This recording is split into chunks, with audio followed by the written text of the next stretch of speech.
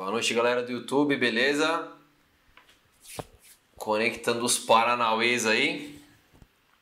Aqui no Instagram já vai entrar mais rápido ao vivo, já está. À medida que vocês forem entrando aí, puder dar ok para me avisar que o áudio está beleza.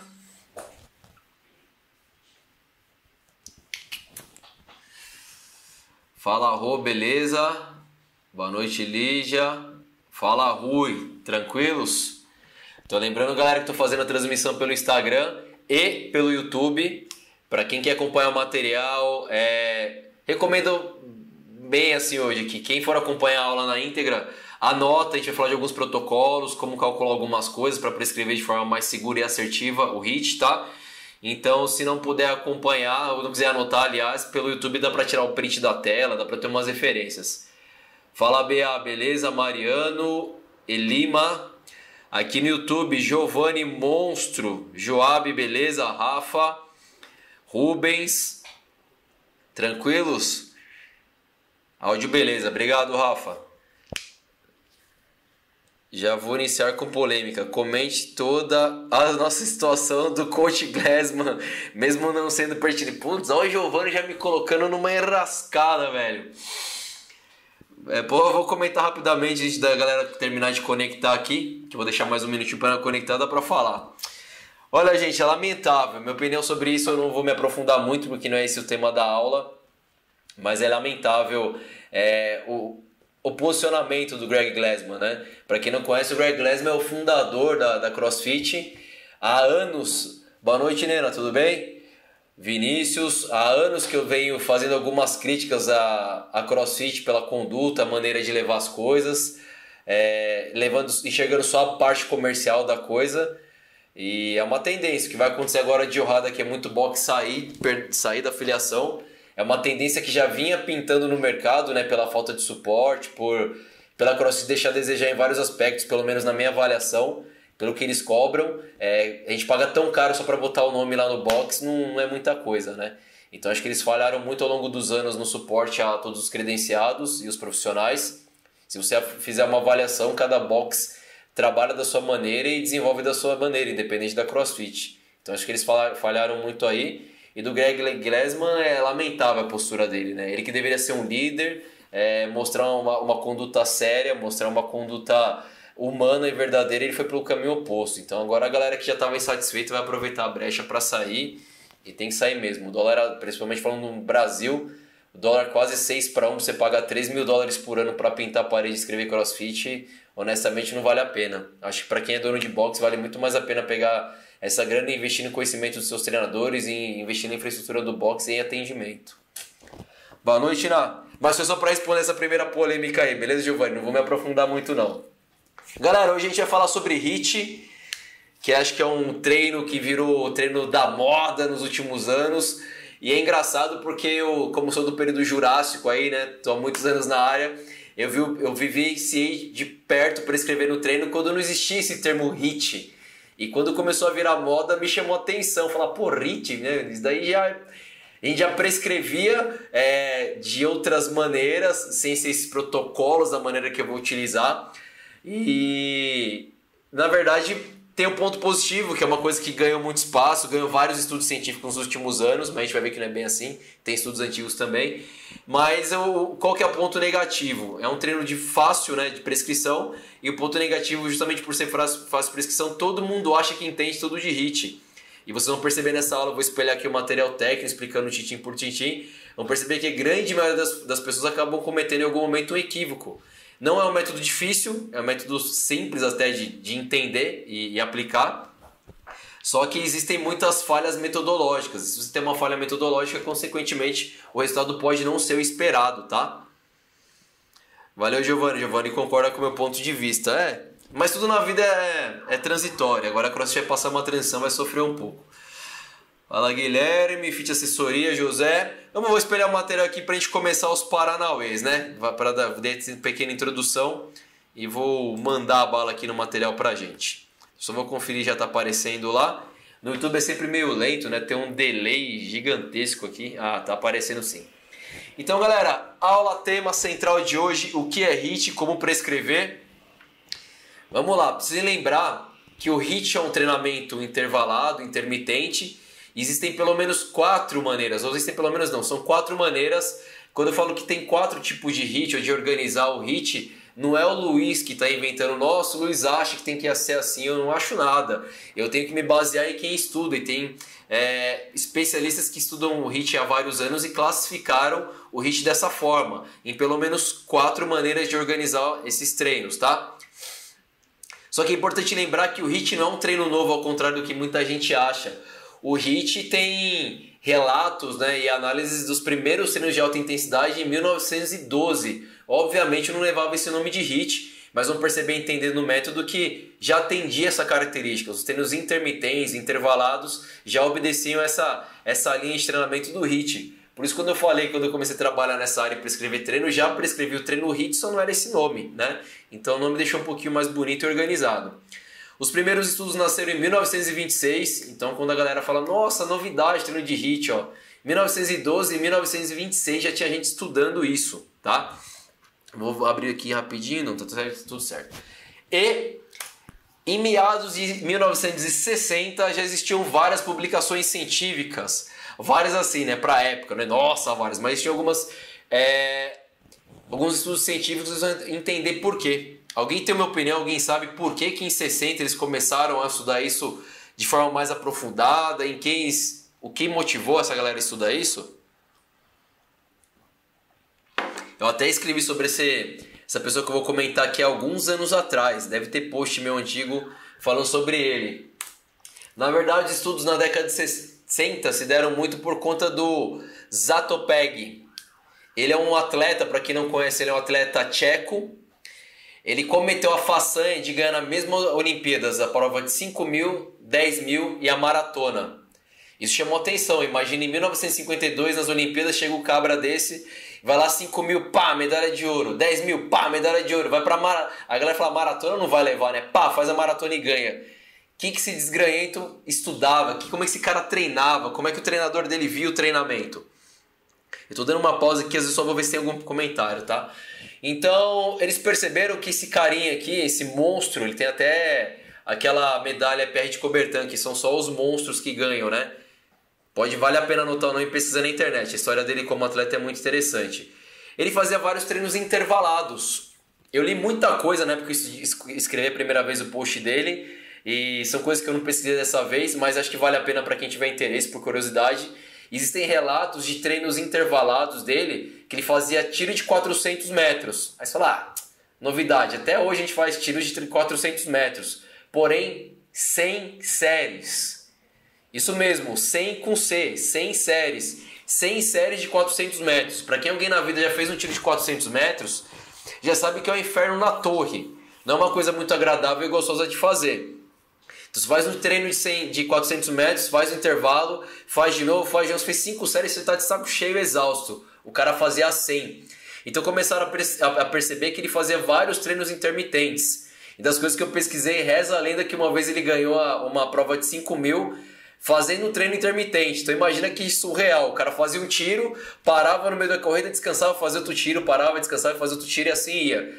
Então não sei se esses relatos são verdadeiros sobre a maneira dele ganhar a prova de 5.000 ou se realmente ele fazia os treinos de 100 tiros de 400 metros, mas existe isso aí na internet, se pesquisar.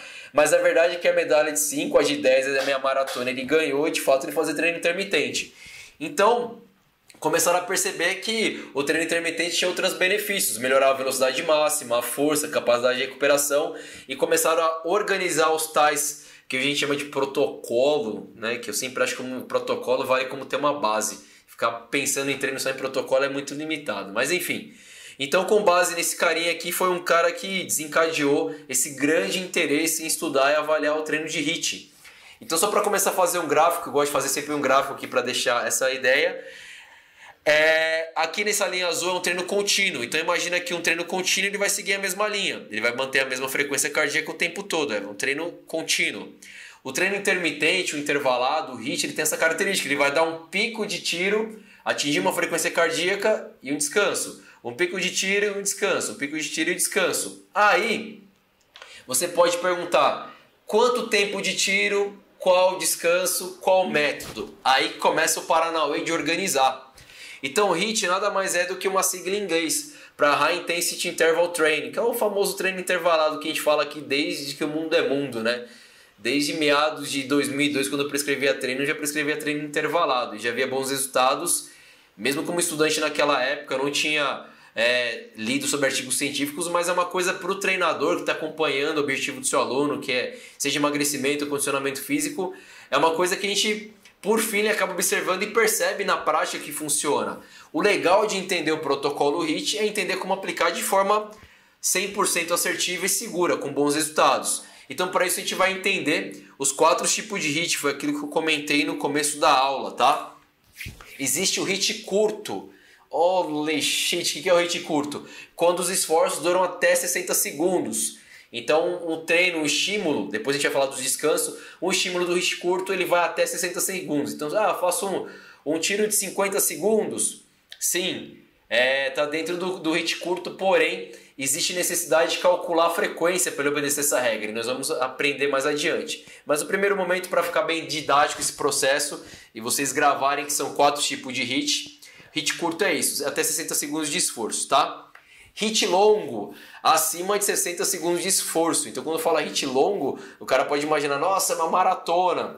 Não sei, mas o esforço máximo vai durar mais de 1 minuto. Depois eu falo também sobre os descansos e a maneira de calcular a frequência cardíaca para não confundir com os outros métodos que eu vou falar agora.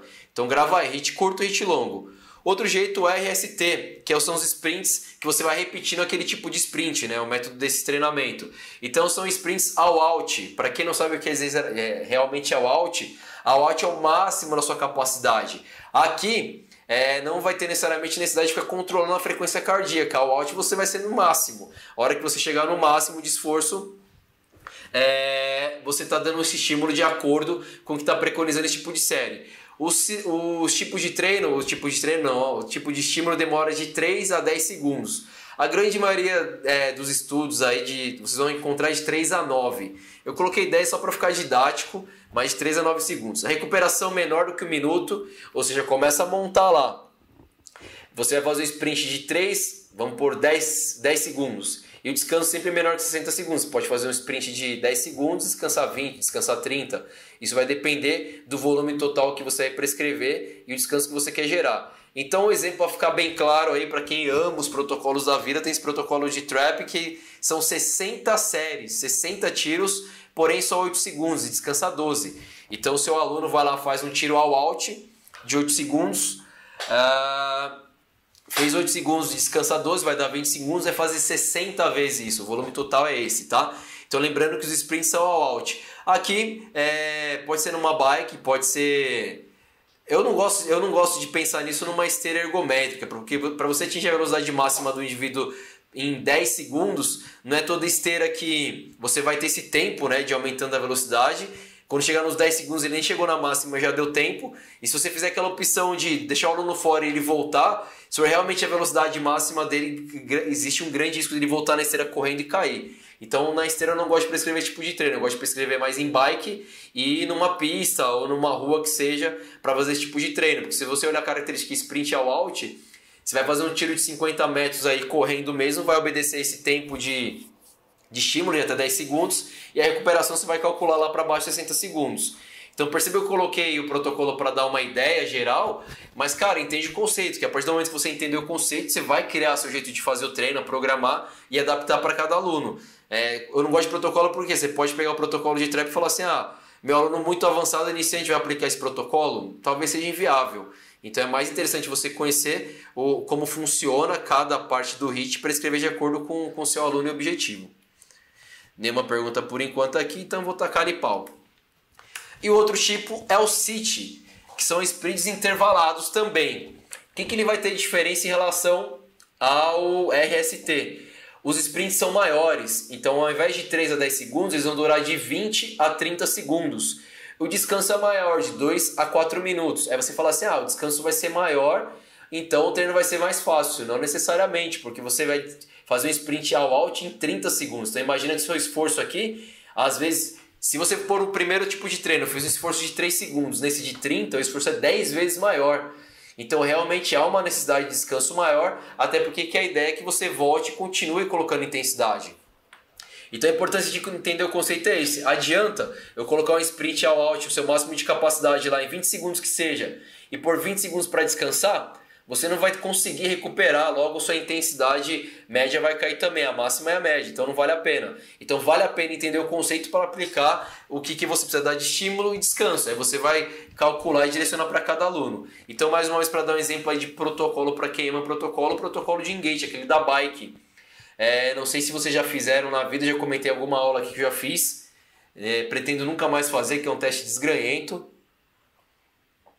Você pedala numa bike lá com 10% do seu peso corporal, em anilhas mesmo, pelo menos naquela época, não sei. Eu já andei pesquisando, hoje existem umas bikes mais tecnológicas, computador que simula essa carga real.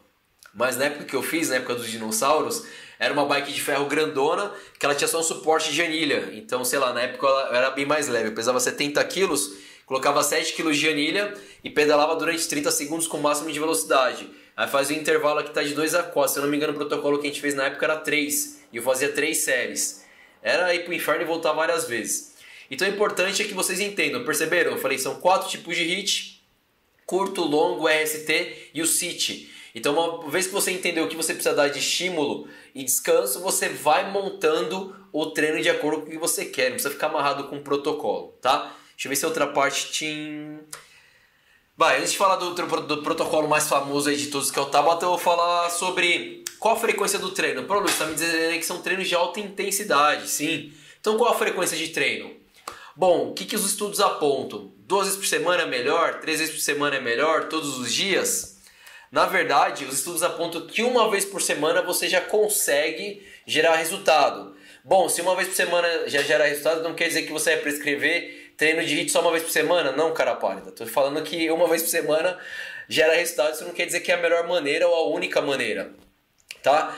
Isso na discussão depois a gente vai comentar mais. 1 vez por semana existe estudo que aponta que existe aumento da potência anaeróbia, pico e média. Então você consegue ter uma melhora de sustentação lá, de potência por mais tempo. Consequentemente a média vai ser maior.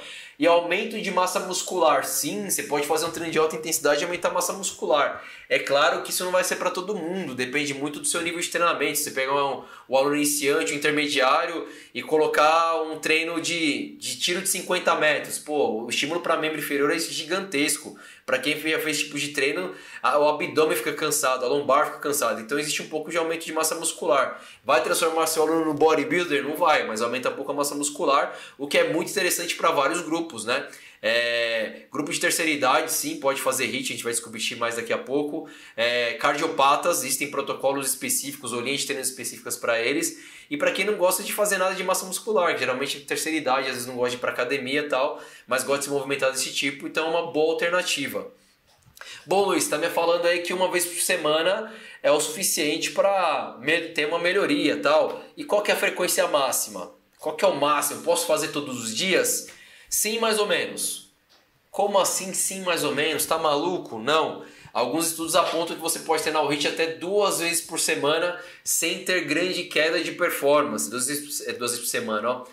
Perdão. Durante 2 semanas consecutivas. Então você vai treinar de segunda a segunda. Eles levaram em consideração nesse estudo sábado e domingo. Então você vai treinar segunda, terça, quarta, quinta, sexta, sábado e domingo. Depois, segunda, terça, quarta, quinta, sexta, sábado e domingo. A partir da terceira semana foi começar a perceber queda na performance. Isso quer dizer que você tem que treinar HIIT todos os dias? Também não. Quer dizer só que agora você sabe que 1 vez por semana pode ter bons resultados e se treinar todos os dias pode ter bons resultados. Aí você, com a sua expertise em treinamento, entendendo os conceitos, vai calcular para cada aluno qual que é o ideal, de acordo com o objetivo do seu aluno, a frequência que ele vai fazer, e sim transformando o HIIT como uma ferramenta segura, né? Então, antes de falar do teste de Cooper, eu vou falar do treino mais famoso que existe aí, que é o treino... Ninguém falou nada, eu vou falar aqui, então beleza. Todo mundo já ouviu falar na vida do treino de Tabata, né? Todo mundo fala assim, a blogueira, né? Vou fazer um Tabata no aquecimento, aí eu faço o treino assim, no final eu faço uma Tabata de burpee para terminar. Então, gente, no dia a dia, eu tento sempre ter o equilíbrio e o bom senso das coisas, né? No dia a dia, você pode falar pro seu aluno, como ele já tem uma referência, vamos lá fazer um Tabata de 20 por 10 e tal. Porém, entretanto, todavia, eu duvido muito, você professor que está acompanhando, os seus alunos já fizeram Tabata na vida. Ué, como assim? Você acabou de falar que o bom senso é... Vocês vão me entender agora. O protocolo de Tabata, ele foi feito pelo miserável lá, o Tabata, o Tabata, o Tabata, sei lá o nome que vocês quiserem chamar. Eu mal falo português, quem dirá o japonês. Quando ele avaliou os peões lá, eram os estudantes de educação física, separou em 2 grupos. Um grupo fazia o protocolo dele todos os dias, 4 vezes por semana. No outro dia da semana ele fazia meio protocolo e 30 minutos de esteira com baixa intensidade, 65% do VO2. E outro grupo fazia o aeróbio contínuo. Então percebam, um grupo fazia 4 vezes por semana o protocolo de Tabata, que vocês acham que já fizeram, mas não fizeram, eu vou explicar. E no outro dia não fazia o protocolo completo, não fazia as 8 séries, fazia 4 séries e mais meia hora de aeróbio contínuo. E outro grupo fazia só aeróbio contínuo. Beleza, quando ele comparou o resultado, ele viu, houve aumento da capacidade cardiorrespiratória, houve aumento do VO2, houve aumento de performance, de massa muscular, mas em nenhum momento ele avaliou a composição corporal. Então já começa o primeiro erro. Muita gente fala assim, eu vou fazer um protocolo de Tabata que tá bom, vai emagrecer. Pode ajudar no processo, se você souber organizar, entender o que é HIIT, prescrever dentro da sua composição de treino, vai ajudar no emagrecimento? Vai. Fazer só isso vai emagrecer? O estudo não apontou isso, o estudo nem avaliou isso, não tem como a gente ter certeza. Não quero que vocês fiquem preocupados. Por quê? Quase ninguém mesmo fez o Tabata na vida, porque para fazer o Tabata você precisaria ter uma bike. Então lembra que eu fiz uma pergunta nos stories lá? Dá para fazer o Tabata na esteira? 70% respondeu que sim. Então não, o Tabata você vai precisar de uma bike. Por isso que eu não gosto de protocolo, o protocolo fica amarrado. Essa bike você precisa pedalar durante os 20 segundos a 170% do VO2 máximo. Para quem já fez algum treino a 170% do VO2 máximo, sabe que é um inferno na torre fazer isso 20 segundos. Quem dirá 8 séries. Acima de 85 rotações por minuto. E agora eu vou dar uma coladinha que eu não lembro. Era isso mesmo. Então tem que ter a bike, tem que fazer o treino acima de 170% do VO2 e manter as rotações acima de 85 por minuto. Aquela média de 85. Nem todos durante a prescrição chegavam a fazer as 8 séries. A grande maioria ao longo das semanas, uma vez ou outra conseguia, mas a grande maioria fazia 6, 7 séries e parava. Ou seja, nem o próprio protocolo de Tabata é amarrado com as 8 séries. As 8 séries virou uma referência, por quê? Todas as vezes que alguém conseguia bater as 8 séries, ele aumentava as rotações. Ou seja, o indivíduo tinha que fazer mais uma série de 20 segundos, mantendo as rotações, só que agora acima de 85. Então, eu acredito que ninguém nunca na vida fez, ou a grande maioria, 98% das pessoas que estão acompanhando agora, fez tipo de treino. Pedalou na bike, a 170% do VO2, fazendo a série até a falha. Se passasse da 8ª série, tinha que fazer, aumentando as rotações. Acho que não. Então, pessoas, se vocês, professores, tecnicamente forem falar da forma correta, eu vou fazer um treino 20 por 10. Beleza, vou fazer um treino HIIT 20 por 10. Agora um Tabata, só se você estiver dentro dessa organização. Por isso que eu falo que protocolo é inferno, porque o protocolo te engessa. O protocolo é exatamente isso. Se você sair disso, você não está fazendo protocolo. Como eu tenho muita gente que treina CrossFit, faz CrossFit e conhece o método CrossFit acompanhando, para dar um exemplo bem claro. Se for treinar lá na Finlândia e falar pro cara, eu fiz uma Fran em 2 minutos e 30. Ele vai saber do que eu tô falando, porque a Fran é um protocolo. A gente vai fazer 21, 15 e 9, thrusters com 95 ohm, ele já vai saber que eu sou homem, eu estou fazendo com 95, e pull-up, não precisa explicar para ele. Mas eu fiz o adaptado, então Fran adaptada, já não é mais o protocolo Fran é esse. Então o protocolo é exatamente aquilo, não tem como mudar. Então o protocolo de Tabata, ou Tabata, do jeito que vocês quiserem, precisa ter tudo isso amarrado. O dia que vocês realizarem uma prescrição atendendo todas essas características, aí sim vocês fizeram um Tabata na vida. Não atender essas necessidades, tem problema nenhum. Pode continuar prescrevendo os treinos 20 por 10, mas é um HIIT. Tá muito mais amarrado que aquele método que eu falei, RST, lembra? Estímulos de 3 a 10 segundos, tá me falhando até o descanso, com o descanso menor de 60 segundos, tá muito mais próximo, tá muito mais dentro do RST do que o protocolo de Tabata mesmo, tá? Então gravem isso, faz um treino 20 por 10, 8 séries, 6 séries, 5 séries, vocês vão adaptar de acordo com o que você quer para o aluno e a intensidade que vocês vão impor, não ficar preso e amarrado com o protocolo não, tá? Deixa eu ver se tem mais alguma coisa que você vai lembrar agora, por enquanto não. Vamos dar sequência na nossa aula. Se alguém tiver alguma observação aqui, ou já fez de repente protocolo de Tabata raiz mesmo, pode dar o relato e comentar aí, tá? Se não, eu vou tacar ali pau aqui e continuar com a nossa aula. Então, galera, eu vou falar um pouco de teste de Cooper. Na vida, vocês já ouviram falar várias vezes, teste de Cooper não serve pra nada, teste de Cooper é uma porcaria, teste de Cooper não sei o quê. Invariavelmente você ouve falar mal de algum tipo de teste que você vai utilizar. Geralmente quem fala mal é porque não aplica, não tem nenhuma referência para aplicar o treinamento, ele vai no chutômetro. Aí eu vou falar também outra em contrapartida, teste de Cooper é o melhor teste do mundo? Não. Mas entre não ter nada para se organizar e ter um teste que é utilizado há muitos anos, tem vários artigos que comprovam a eficiência, eu vou ir por esse lado, eu vou usar esse teste. E eu vou comentar dele hoje porque eu falei numa aula sobre avaliação, eu comentei do teste de Cooper, falei que dava para utilizar para o HIIT, daí que surgiu essa temática, né? Alguém perguntou na live, pô, faz uma aula de HIIT, faz uma aula, então me comprometi, estou entregando a aula hoje e vou voltar, mostrar como é que é feito o teste de Cooper e mostrar como a gente consegue usar esse protocolo, usar essa ferramenta de avaliação para prescrever o HIIT, tá?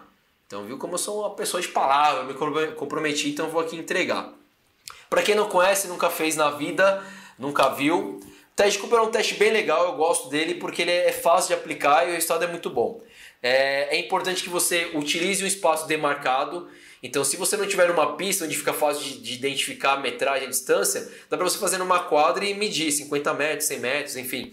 É importante que você tenha uma leitura da metragem correta. Então, o teste tem duração de 12 minutos e nesses 12 minutos o avaliado vai correr com o máximo de velocidade possível, tentando percorrer a maior distância possível em 12 minutos. Por isso que é importante ter um indicador de metragem, né? Então, sei lá, cada volta ele fez 100 metros, então ele fez tantas voltas e parou na metade, deu 50 metros. Aí você vai computar e somar esse total. Pronto, ele correu lá 12 minutos, você viu quantos metros ele fez, acabou o teste. É importante que seja o esforço máximo. Então, para dar uma ideia aqui, eu vou colocar um homem de 30 anos, tá? Então vamos supor que o homem de 30 anos vai fazer esse teste de 12 minutos, onde o objetivo é alcançar a maior distância em 12 minutos. Aqui, galera, para quem quiser tirar print ou anotar, é a fórmula. Essa fórmula não muda. Então, menos 500, tá lá a distância, que é o que a gente vai alcançar, menos 504,1 dividido por 44,9.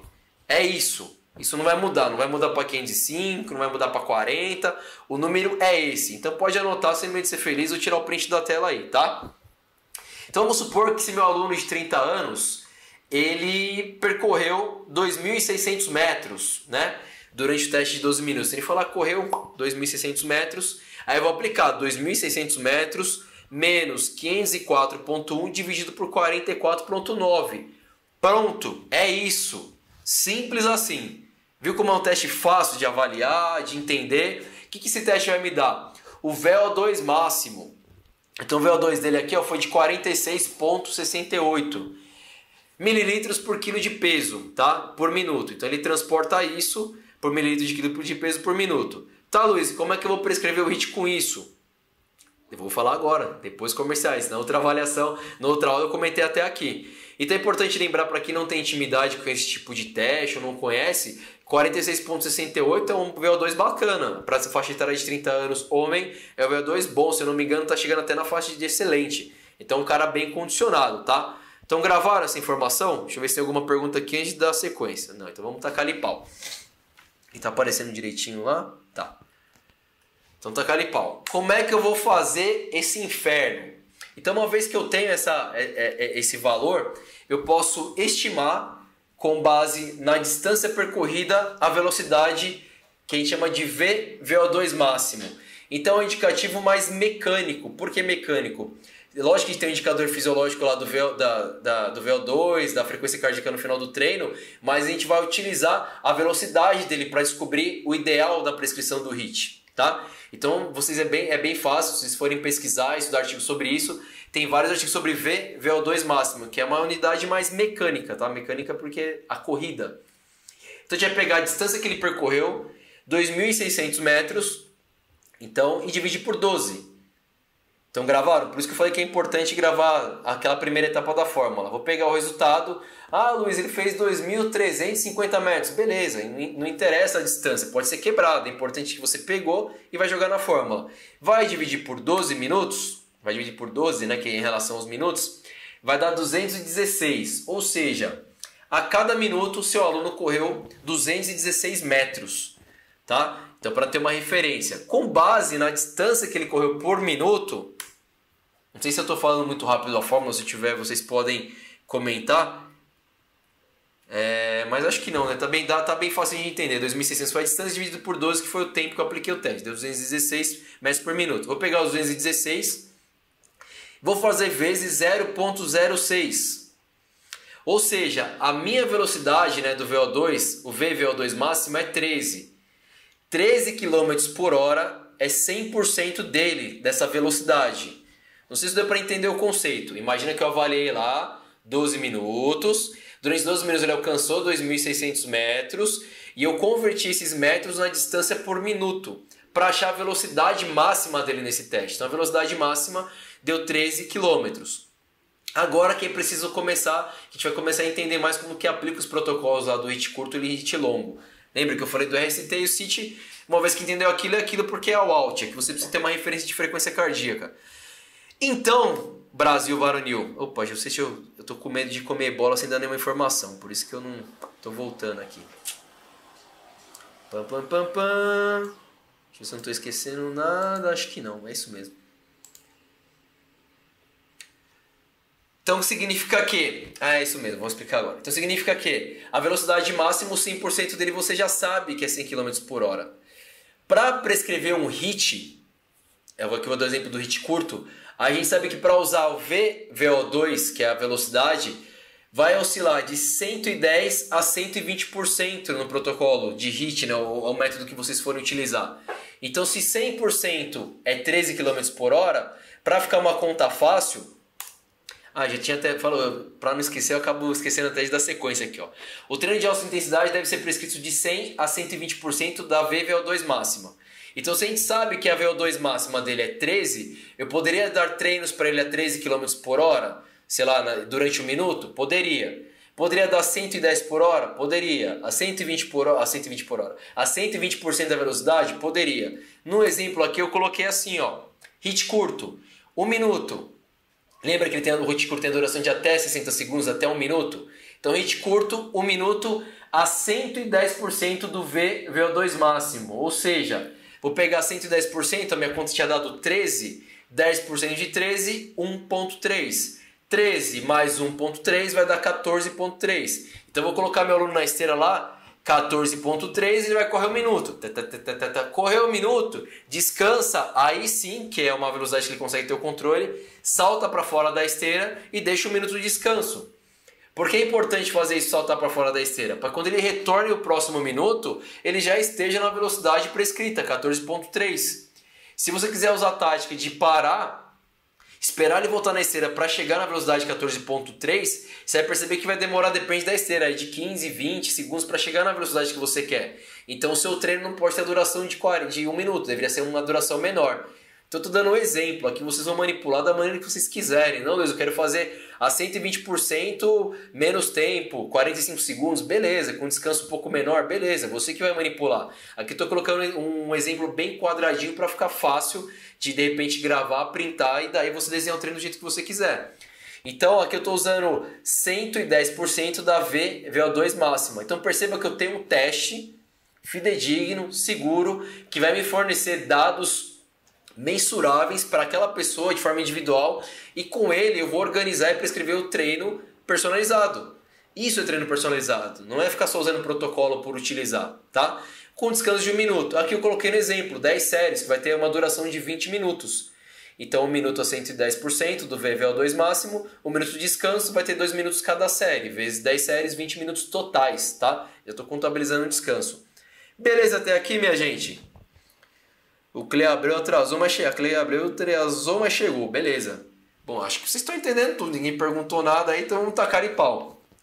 Então eu comecei com a brincadeira na outra aula de mostrar o teste de Cooper. E por isso eu achei legal mostrar hoje Aplicabilidade.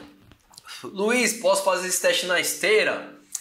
Não é recomendado. Como é um teste, quando a gente vai pensar num teste, a gente precisa adaptar tudo que ele pede. Ele pede no tempo livre, né? No tempo livre não, perdão. No espaço livre, numa quadra ou numa pista de atletismo reta. Não adianta também se aplicar esse teste no morro, né? O cara sobe, desce, não dá. Tem que ser uma linha reta. Então por isso que a quadra é uma boa referência. Então é indicado que vocês sigam isso. A grande maioria trabalha com CrossFit e dá para adaptar. De repente um dia lá fazer na quadra com a galera, enfim, o seu aluno de personal fica mais fácil de avaliar. É mais tranquilo, tá? Tem teste que dá pra fazer na esteira desse? Tem teste sim. Não vou lembrar de cabeça, mas você pode fazer, é a mesma lógica. Você vai chegar na velocidade, vai fazer o aquecimento, vai fazer a velocidade de trote e a cada minuto você vai colocando a velocidade, até chegar à velocidade que ele não consegue mais. Quando chegar nessa velocidade que ele não consegue mais, é 100% da velocidade dele. Aí você faz o mesmo cálculo. Ah, a velocidade máxima que ele chegou foi 15, então vamos supor que a velocidade dele seja 15, você vai calcular de 100 a 120% da VVO2 máxima dele também. Aí é muito mais mecânico, mas também dá para ter uma referência. Eu prefiro ter uma referência, por mais simples que seja, mas que é amplamente estudado ao longo dos anos, é fidedigna, do que tirar da cabeça. Ah, vou fazer 1 minuto lá correndo na esteira, sei lá quanto, sei lá. Ah, vou correr na pista, sei lá. Tipo, só chutar por chutar, não. Se existe uma metodologia que prediz como você tem que prescrever, você vai entender a metodologia e vai aplicar e direcionar para cada grupo, tá? Luiz, mas eu não quero fazer teste de VO2, a gente sabe que é muito difícil os alunos se prontificarem a fazer lá no ventilômetro. Muitas vezes o cara que está a fim de fazer no ventilômetro é um cara que quer performance, ele quer melhorar a corrida dele para melhorar tempo, um corredor de rua. Dificilmente o aluno de personal que faz musculação, que faz crossfit, vai dar importância para esse tipo de treino, para esse tipo de teste. É claro, se você pedir seu aluno, pode ser que ele faça, mas precisa fazer o custo-benefício. Não é um teste barato, não é todo lugar que faz. E qual a quantidade, ou qual isso vai ser significativo para o treino dele? Você vai pedir um teste desse caro, não sei o que, para aplicar o treino às vezes uma vez no mês, uma vez a cada 15 dias, não sei. Ah, seu aluno é atleta, pô, ele vai precisar 100% disso, vale a pena. O seu aluno quer melhorar a parte cardiorrespiratória dele, para ele é uma prioridade e tal, ele tá, pô, é beleza. Mas de forma geral, para emagrecimento, condicionamento físico, dá para a gente se pautar nesses testes e aplicar sem menor problema e ter ótimos resultados, tá? Mas você não quer VO2, não quer fazer ventilômetro, não quer nada, tem outros padrões também aqui, ó, que a gente vai mostrar para vocês. Massa corporal total. Pô, agora o cara ficou louco. Como é que você vai massa corporal total para calcular um treino de HIIT? Pois é. Pega a massa corporal do seu aluno, vou dar um exemplo para ficar bem fácil também. Aluno de 70 quilos, de 7 a 9% do peso corporal dele e coloca no pezinho da bike lá. Então você vai pedir para ele fazer um estímulo ao out, que seja numa bike durante 20 segundos, ele pesa 70 quilos, vamos arredondar para 10% aqui, 7 quilinhos lá na referência de carga, e pede para ele fazer o out. É uma referência de intensidade. Isso não sou eu que estou inventando, os estudos apontam essa marca, tá? VO2 máximo, sempre trabalhando acima de 90%, é um bom indicativo de intensidade. Frequência cardíaca de reserva, maior que 90%. Então, só para lembrar, para quem não lembrar, frequência cardíaca de reserva é a frequência cardíaca máxima menos a frequência cardíaca de repouso. A gente vai fazer o cálculo para estimar a intensidade. Então, a frequência de cardíaca de reserva sempre que ela for maior que 90%. Dá para estimar também. A frequência cardíaca máxima, eu usei a referência do American College, tá? De 85%. Muitos autores usam 80% já como tendo uma intensidade mais alta. O American College preconiza 85%. Eu, como sou dessa intensidade, gosto mais de intensidade, vou por essa linha. Então, 85%. O APSE que eu utilizo muito na vida. Se você usar aquela escala de Borg original de 0 a 20, então um treino intenso vai estar na casa dos 15 aos 17. Para você trabalhar, nossa, em nenhum momento eu vou trabalhar na escala de 19, 20 faz, se for um treino all out, né? Você vai alcançar essa marca, mas se for um treino de repente, um HIIT curto, um HIIT longo, se ele estiver dentro desse parâmetro, significa que ele vai estar provavelmente 80, 85% da frequência máxima, que vai estar ligada com VO2+. Vamos perceber que um parâmetro vai se ajustando e ajudando outro parâmetro. Ah não, Luiz, eu não tenho essa escala, não sei lidar com ela. Faz como eu uso a PSE adaptada, aquela de 0 a 10. Por que eu gosto dessas adaptadas de 0 a 10?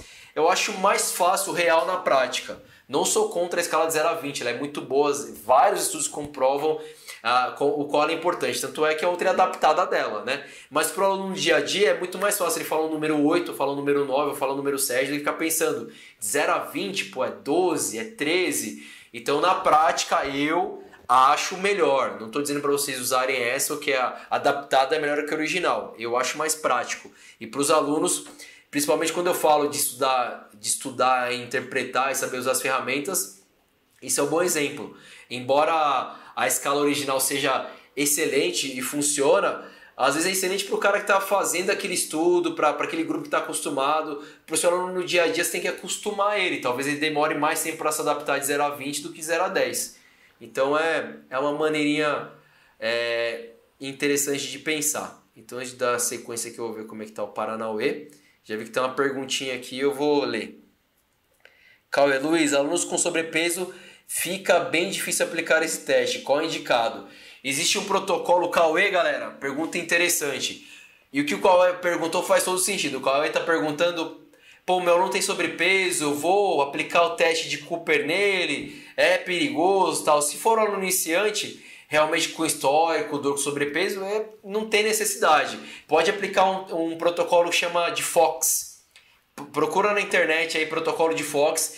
Ele é fácil de aplicar porque ele é para uma bike vertical. Então você vai pôr seu aluno com sobrepeso na bike, ou seja, já não vai precisar ficar arrastando o peso corporal dele, o desconforto vai ser menor. E é um teste relativamente simples de aplicar. Eu não vou lembrar de cabeça porque são muitos protocolos, mas eu lembro que você vai incrementando. Ele precisa manter uma rotação contínua. Então me perdoe se eu falar errado, tá? Porque é difícil lembrar tudo de cabeça as informações.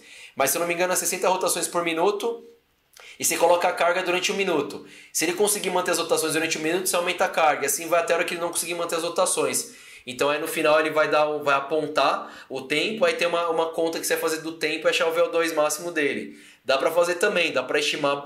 Então anota aí, chama teste de Fox. É uma bike vertical. Rafael Ramos está perguntando, treino de corridas longas, eu devo mudar as distâncias, por exemplo? Meu aluno corre 5 km, devo fazer séries de 5 séries de 1 km? Não necessariamente, Rafael. Você pode usar essa estratégia, mas eu, como sou fã da intensidade, não estou dizendo que é a melhor coisa, tá? Mas do jeito que eu trabalho, eu sei que tem resultado e os alunos baixam tempo. Você pode fazer estratégias de treinos bem mais curtos que esse. Porque imagina assim, num dia você vai trabalhar 8 tiros de 100 metros. A velocidade máxima do seu aluno vai melhorar. Se você souber mesclar na sua periodização treinos de 100 metros com outro dia um volume um pouco maior, ele vai melhorar a capacidade respiratória longa e vai melhorar a velocidade máxima. Logo, quando ele começar a percorrer 5 km, a velocidade média dele já vai ser maior. É claro que isso não é uma semana, fez uma semana o cara já melhorou. É uma programação que você precisa organizar, priorizando de repente treinos mais curtos, numa outra fase treinos mais longos, mas você pode mesclar as duas coisas. E também pode fazer tiro de 1 km. É que é mais difícil você sair fazendo tiro de 1 km. Você pode fazer tiro de 200, tiro de 400, tiro de 600, tiro de 800 até chegar a tiro de 1 km. Mas são estratégias que você precisa organizar com o volume e a intensidade distribuir na semana. Vai depender muito da frequência do seu aluno. Mas é uma estratégia também que não está errada, tá? Daria para aplicar. Eu prefiro começar com tiros menores. Então, antes da sequência aqui, galera, na aula, pô, Luiz, você falou de HIIT curto, já entendi, HIIT longo, como de repente calcular o treino, o RST, o CIT, que são protocolos all-out, são os mais legais, porque você vai no máximo mesmo da capacidade. Entendi que o CIT e o RST tem o tempo máximo de treino e o de estímulo e descanso, por isso que cada um tem uma característica, beleza. Mas aí, eu sou fã de CrossFit, eu trabalho numa sala de musculação, eu quero dar esses treinos, mas quero usar peso corporal. Aí entra de fato os HIITs calistênicos. HIIT calistênico funciona, tá dentro do HIIT, é um treino seguro, é um treino que eu posso prescrever? Existe embasamento científico nisso ou só achismo? A boa notícia é que sim.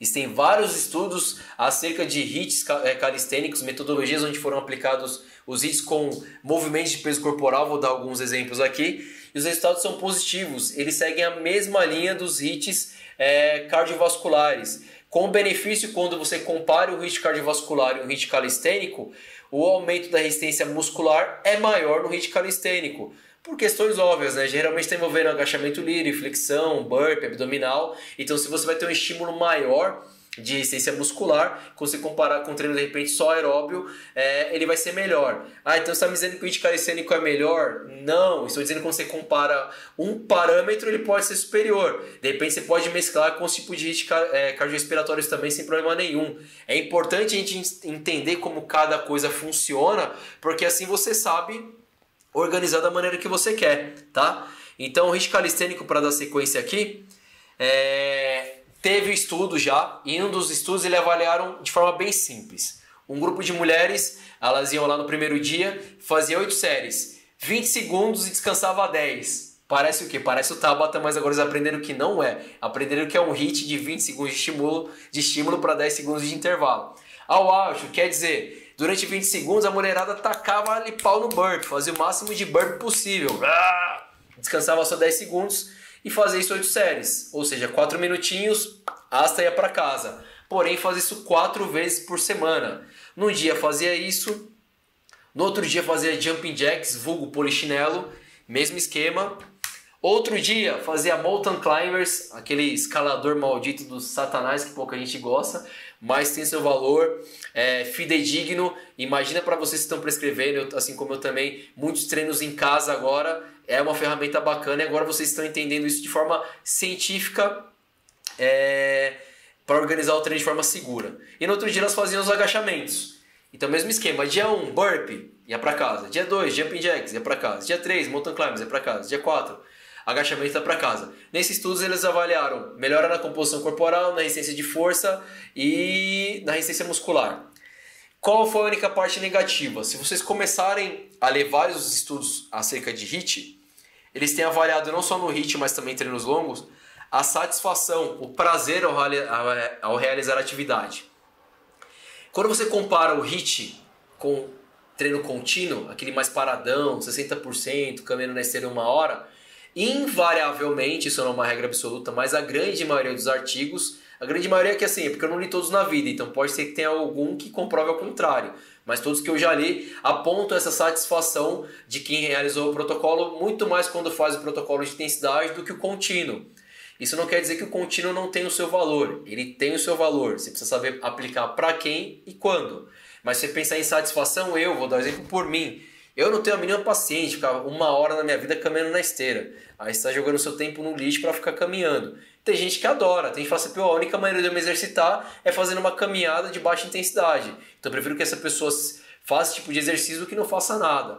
Ou se o aluno que está muito preocupado em aumentar a massa muscular, está numa fase que ele está com volume de musculação gigantesco e não tem mais, trabalhou com tanta intensidade que ele não quer mais trabalhar intenso na parte aeróbica, você faz como estratégia. Ou no próprio CrossFit, meu aluno está fazendo 3 dias de intensidade absurda e no dia de descanso dele eu vou colocar um treino de longa duração com baixa intensidade, super legal. Então percebam que cada ferramenta que a gente aprende tem o seu valor, tá? Então aqui, para deixar bem claro, quando eles comparam, a satisfação de treinos intensos e curtos é melhor, porque a pessoa fica realmente com essa sensação. Faz o treino rápido, sente aquela fadiga muscular, o que dá aquela sensação de prazer, uma bomba de endorfina, e a pessoa vai embora satisfeita. O que esse estudo teve diferente? Elas comentaram que é mais legal fazer assim, porém seria interessante mesclando os exercícios. Isso a gente já faz na vida, né, professores? Então ao longo a gente aplica esses HIIT calistênicos e vai misturando. Antes de dar continuidade, que eu vou ver a pergunta do Rui. Por que quando pesquisamos álbuns de som do Tabata, viralizou o Thunder? Muitos estão com a imagem de CrossFit. Eu acho, Rui, é uma coisa pessoal, não é uma coisa científica. Então, para quem não entendeu, o Rui está perguntando assim. Se você procurar lá no Tabata Sons na internet, vai ver que tem uma lista mais voltada para o estilo hip hop, para o estilo de rock. Se eu não me engano, tem até estilo mais nacional, mais brasileiro, assim, mais pra linha do samba. E é legal pela parte motivacional, cara, pelo menos você escutando a música, tem do rock balboa e tal. Eu acho que as pessoas associam muito pelo CrossFit por 2 coisas. Quando começou a aparecer o treino HIIT, esses protocolos, foi na mesma época que começou a aparecer CrossFit, né? Então, se você olhar isso, é o primeiro padrão. Outro padrão, para quem trabalha em box de CrossFit, vão perceber que no próprio relógio, no cronômetro, já vem o treino programado, 20 por 10, que muitos já chamam de Tabata, né? E nos treinos nesses álbuns que o Rui está comentando aqui, nos álbuns, Se vocês forem pesquisar essas músicas no YouTube, a grande maioria das músicas, não todas, tá? Mas a grande maioria vai estar no ambiente de boxe, de crossfit, a galera treinando. Então por isso eu acredito que as pessoas associam Tabata com crossfit dessa maneira, pela maneira que foi apresentado. Se você pesquisar no álbum, vai gostar da música, vai ver as imagens, geralmente é no boxe de crossfit. E foi na mesma época que os boxes começaram a aparecer HIIT, crossfit. Eu acho que tem essa mescla. E muita gente, os profissionais usam mesmo isso no dia a dia. Vamos fazer um Tabata aqui de burpee. Eu não sou dessa linha chatão não, tá? Eu até falei tecnicamente, falei que se quiser continuar falando dessa maneira, é só uma forma, acho que didática. Igual a gente aprende na faculdade lá. Não vai falar... pro seu aluno dobra o cotovelo, é flexão de cotovelo, tá? Tecnicamente a gente sabe o que é flexão de cotovelo. Mas se você falar flexiona o cotovelo e seu aluno não entender, se fala dobra ele entender, naquele momento foi fiel ao que você está fazendo, sabe? Então acho que tem muita diferença da teoria, da pesquisa e da prática. A teoria vai sempre nortear a gente, mas eu acho que a gente pega a teoria, pega os estudos, entende como eles funcionam e traz para a prática. Então quando a gente pega essa questão do Tabata, é isso. Acho que o Tabata, quando eu dou exemplo que quase nunca ninguém fez aqui, eu prescrevi o Tabata, é realmente no protocolo do Tabata. Não estou dizendo, tipo, se alguém falar assim, vou fazer um Tabata de abdominal que eu vou condenar. Acho que não, às vezes é a maneira didática da pessoa se expressar ou do aluno entender. É que eu dou esse tipo de informação porque eu realmente acredito que eu prego muito essa coisa do treinador acima da média. O treinador acima da média ele precisa ter essa didática, mas ele precisa entender além das coisas, além do que os medianos entendem, né? Pra gente sempre se colocar numa posição de estudar, de aperfeiçoamento constante, a gente vai além. Mas, respondendo agora a sua pergunta, acho que é isso. Acho que tem essa associação muito mais por conta das pesquisas de vídeos no YouTube e tal. Deixa eu ver se tem mais alguma pergunta aqui. Divide a tela, compartilha. Não tá compartilhando. Não, que agora eu só tô falando, mas vou compartilhar, Rubens, fica tranquilo. Próximo eu vou tacar ali pau aqui agora. Acho que ele tava perguntando compartilhar, acho que eu não tava compartilhando esses, né? Do HIIT calistênico. Vê se agora foi aí, galera, se deu certinho. Acho que agora foi. Então no dia 1, agora voltando, Rui, não sei se respondeu, mas, Rui, vale lembrar que é só minha impressão, tá? Não pode falar 100% que é isso, mas é minha impressão de quem estava dentro do processo, passando pela transição dos treinos de HIIT com CrossFit. Eu acho que é mais essa associação mesmo. Então só voltando aqui, o dia 1 foi de burpee, dia 2 jump jack, dia 3 mountain climb, dia 4 agachamento. O feedback que elas deram, apesar do resultado, é que o treino poderia ser mesclado. E lá, imagina, você sai da sua casa, vai lá, faz um dia só de burpee, 4 minutos, volta para casa. Aí no dia sai da sua casa, vai lá, 4 minutos de jump jacks. Então a sugestão final do treino, do estudo, era fazer o que a gente faz muitas vezes. Vai fazer um burpee, faz a primeira série de 20 segundos de burpee, descansa 10, 20 segundos de jumping jack, descansa 10, 20 segundos de mountain climb, descansa 10 e 20 segundos de agachamento. Tá? Vale lembrar, se você vai dar esse treino em forma de all-out, como ele deve ser feito, dá para você contar, o seu aluno contar, dá para ter uma referência, mas se a ideia é all-out, eu prefiro que ele faça o máximo e não se preocupe em contar, do que ele estabeleça um pace e tenta manter aquele ritmo. Os números são importantes para nós, treinadores. Eu anoto, dos meus alunos quando eles estão fazendo, eu conto lá e anoto, mas eu não fico pedindo para o meu aluno contar. Mesmo quando eu estava lá no box de CrossFit que tinha treino all-out, eu perguntava para seguir essa ideia, porque eu sei que muito aluno gosta, mas muitas vezes quando eu falo, Luiz, nem sei, beleza, ótimo, atingi o objetivo do treino que era esse. Então não fica tão apegado a esse tipo de coisa, tá? Então a sugestão é essa, vai fazer um treino desse, faz 20 segundos de burpee, 20 segundos de jumping jacks, 20 segundos de mountain climbs, 20 segundos de squats. Vai descansando entre eles. Se você fizer isso 2 séries, você vai ter completado aí o seu treino, né, de 8 séries no total de treino HIIT calistênico. Mas dá para manobrar de várias maneiras, gente. Eu coloquei o exemplo da maneira que foi sugerido no estudo, mas você pode falar assim, eu quero fazer um primeiro bloco lá, 20 segundos de burpee, descansa 10, 20 segundos de jumping jacks, e vou repetir 4 séries de cada, vai dar 8 séries. Fez isso, descansa 2, 3 minutos, faz outro bloco. Vou fazer 20 segundos de mountain climbs, 10 segundos descansa, 20 segundos de squats, mais 8 séries. Então, além desse protocolo que todo mundo aplica, protocolo não, essa maneira de organizar o HIIT, a grande maioria faz mesclando, vocês já pensaram em organizar, isso eu pensei agora, não coloquei no exemplo aqui, por isso que eu não estou espelhando. Já pensaram em organizar por blocos? Pensa comigo, vou até usar esse exemplo para deixar mais didático.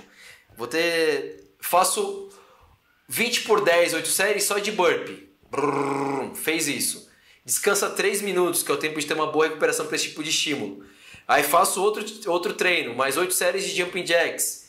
Termina, descansa mais 3, mais 8 séries de mountain climbs. Dá para fazer desse jeito? Dá, vai funcionar. Você pode mesclar. Então, assim, uma vez que vocês entenderam um conceito, é só calcular o volume e a intensidade que você quer para o seu aluno naquele dia e tacar-lhe pau. Você acha, Luiz, interessante ficar fazendo 1 hora desse tipo de treino? Eu não acho interessante, não sou o dono da verdade, porque eu acho difícil o seu aluno manter um treino realmente all out durante 1 minuto, durante 1 hora. Ah, mas meu aluno consegue fazer. Pode ser que ele consiga, se ele tiver uma resistência legal ele vai conseguir. Mas duvido que realmente vai ser all out, ele vai diminuir muito a intensidade do treino. Então lembrando que quando a gente está se pautando em ciência, em pesquisa, as pesquisas apontam que precisa necessariamente ser all out, ou seja, o máximo de capacidade. Então se você entendeu o que o estudo aponta, entendeu como manipular o tempo, aí você vai manipular do seu dia da maneira que você achar mais viável para o seu tipo de aluno, tá? Era isso? Então beleza, que eu compartilhei aqui do Rubens, era isso. Ah não, eu parei de compartilhar a tela, mas tem mais uma coisa interessante aqui. Acho que agora foi. Eu trouxe um gráfico que é legal para mostrar. Lembra que eu falei que são 4 tipos? É claro que vocês já sabem que tem o HIIT longo, o HIIT curto, o RST e o CIT. É legal que eu achei esse gráfico nas pesquisas que ele apontam o estímulo cardiovascular e muscular. E aqui é fácil entender porque alguns estudos apontam hipertrofia ou melhora na resistência muscular, né? Se você pega um HIIT longo, trabalhando 80% do VO2 máximo, vou pôr aqui em números para ficar mais fácil, em sinais. A parte cardiorrespiratória nota 4 e muscular nota 2, então por isso você vai ver o pulmãozão maior que as pernas. HIIT curto a 120%, ou seja, mais intenso. Cardiorrespiratório 3, muscular 2. Tá aqui um pouquinho menor o cardiorrespiratório. Se eu pego o RST, lembra que a principal característica do RST é all out e mais esforço, seja na bike ou no sprint de corrida ou um calistênico, no sistema calistênico. Você vai perceber que a parte da frequência cardíaca vai diminuir e a parte muscular vai aumentar. Então cardiorrespiratório 1, muscular 3. Por isso que a gente compara, você avalia nesse tipo de estudo que a parte resistência muscular aumenta, porque efetivamente durante esse tipo de treino a parte muscular é mais ativada. Esse desenho acho que ilustra bem isso. E um CIT, que aqui para fazer um tiro, sei lá, de 50 metros, 100 metros, 200 metros, é só a parte de predomínio muscular, 4, nota 4. Porque você pode fazer um CIT de repente com tempo curto e até em apneia. Então lógico que não sempre nós somos seres aeróbios, né? Mas o predomínio não vai ser cardiorrespiratório, por isso que o pulmãozinho nem aparece lá, aparece mais a parte muscular, tá? Nenhuma pergunta, então agora a gente vai para a parte de discussão. Então galera, a ideia da aula de HIIT, passou rápido, já deu 1 hora que eu estou falando aqui mais que eu me dá cobra. A ideia da aula de HIIT é a seguinte. Aí eu vou falar a minha opinião. Antes de eu falar, vou ver aqui a pergunta. Pode-se dizer que em algum momento dentro do treino do cross-training o HIIT é utilizado? Eu acredito que sim. Principalmente dependendo do workout, da maneira que você organizar, sim. Se você pega, por exemplo, pensando no... Vou pensar até mais nos movimentos do CrossFit, tá? Vai fazer 15 segundos, o máximo de handstand push-up, descansa 30, 8 séries. Tá dentro de uma característica de HIIT. Se você olhar as maneiras que a gente organizou o HIIT, está dentro dessa característica. Se você organizar um workout que vai obedecer essa segmentação, ou por exemplo, aquele exemplo que eu dei do HIIT longo, você vai fazer 4 minutos de estímulo, 3 minutos de estímulo, descansar 3 por 4, não vai ter um estudo que vai ligar o HIIT a isso, mas a composição em termos de frequência cardíaca e de resultado está muito dentro do HIIT. Então eu acredito que sim. Quando a gente eu acho interessante as perguntas relacionadas a cross-training e a crossfit. Para quem está acompanhando aqui as aulas ao longo das semanas, eu mostrei na última aula, se eu não me engano, que em 2011 a gente tinha um artigo científico de crossfit e foi aumentando de forma exponencial ao longo dos anos, e em 2019 já tinha 46. Ou seja, cada vez mais existem estudos de crossfit e cross-training de várias maneiras de aplicar o protocolo. Eu acho interessante porque o cross-training, né, o crossfit trouxe essa revolução, esse jeito novo de enxergar o treinamento. Então eu acredito agora que, para falar de estudo e falar de prática, acredito que sim, obedece muito o que o HIIT preconiza e o resultado é tão bom quanto esses tipos de treino. Eu só dei uma acelerada porque eu vejo que falta 30 segundos para terminar no Instagram e o Instagram vai me derrubar. Então eu vou me estender por mais uns 5 minutinhos aqui no YouTube, tá? Se vocês quiserem acompanhar lá. Não sei se eu respondi até o 9, mas é isso. Eu acredito que sim, principalmente dependendo de como você vai organizar seu treino de cross-training e crossfit, tá? Então a discussão que eu digo aqui, gente, hoje é sobre o HIIT. Como todos os treinos, todos os tipos de treino que eu falo aqui ao longo das aulas, como todo curso que eu ministro na área de cross-training e crossfit eu falo. É importante que vocês tenham em mente, vocês são profissionais de educação física, tá? Então, a gente sabe que ao longo dos últimos anos, existe muita gente que estudou crossfit, cross-training, vem trabalhando com isso é bacana, é importante, mas é importante sempre lembrar que vocês são profissionais. Então, com isso eu quero dizer que o crossfit, cross-training é só mais uma ferramenta. Eu não quero dizer que ela será melhor que as outras, ou que a resposta vai ser X, Y ou Z, mas eu acho uma baita ferramenta. Ainda mais quando a gente fala de resultado, fala de entender de mecânica e consistência para gerar bons treinos e de forma segura, fala de estímulo psicológico para o seu aluno de sempre mudar o treino, é uma baita ferramenta. Mas você nunca vai me ouvir falando que esse método é melhor que esse.